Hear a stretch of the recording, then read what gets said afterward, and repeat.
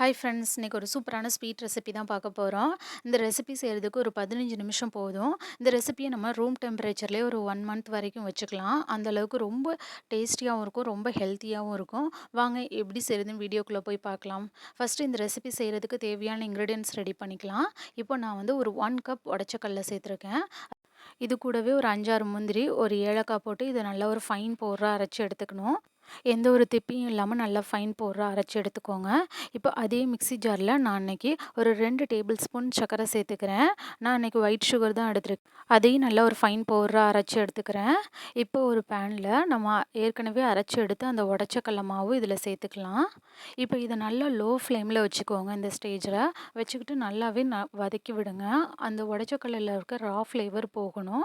அதனால நல்லாவே வதக்கிக்கோங்க. இப்போ எனக்கு ஓரளவுக்கு வறுபட்டுருச்சு. இதில் நான் இப்போது 2 டீஸ்பூனுக்கு நான் நெய் ஊற்றிக்கிறேன். அதையும் சேர்த்துட்டு நல்லா ஒரு முறை நல்லா வதக்கி விடுங்க. இந்த மாவோட நம்ம நெய் சேர்த்துட்டு வதக்கும்போது ஒரு நல்ல அரோமா கிடைக்கும். அந்த உடச்சக்கல்லையோட ஃப்ளேவர்லாம் நமக்கு தெரியாது. இப்போ இதை ஒரு ஓரமாக நான் வச்சிடுறேன். இப்போது நம்ம ஏற்கனவே வதக்கி வச்ச அந்த மாவு நல்லா ஆறிடுச்சு. இதை நான் இன்னொரு பவுலுக்கு சேர்த்துக்கிறேன்.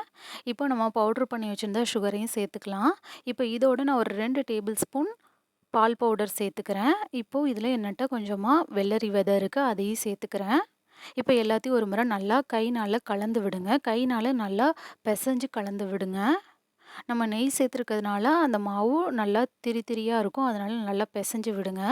இப்போது எல்லாம் கலந்ததுக்கப்புறம் இதில் ஒரு 1 டேபிள் ஸ்பூன்லேருந்து 2 டேபிள் ஸ்பூனுக்கு நான் நெய் சேர்த்துக்கிறேன். இப்போ எல்லாத்தையும் நல்லா அதே மாதிரி கைனால் பிசைஞ்சே எல்லா இடத்துலையும் பரவுற மாதிரி பிசைஞ்சு விடுங்க.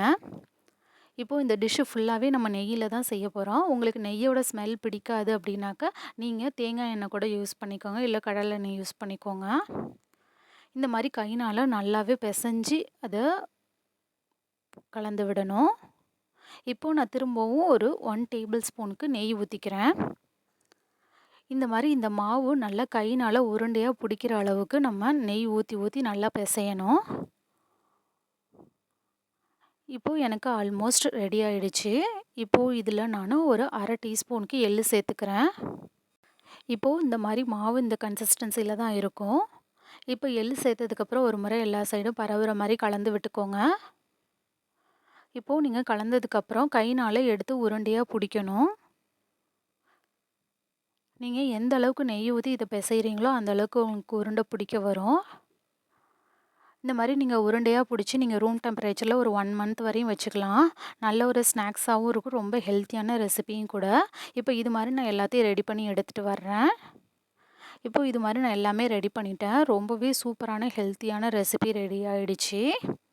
நீங்களும் ட்ரை பண்ணி பாருங்கள். ட்ரை பண்ணி பார்த்துட்டு உங்களோட கமெண்ட்ஸை சொல்லுங்கள்.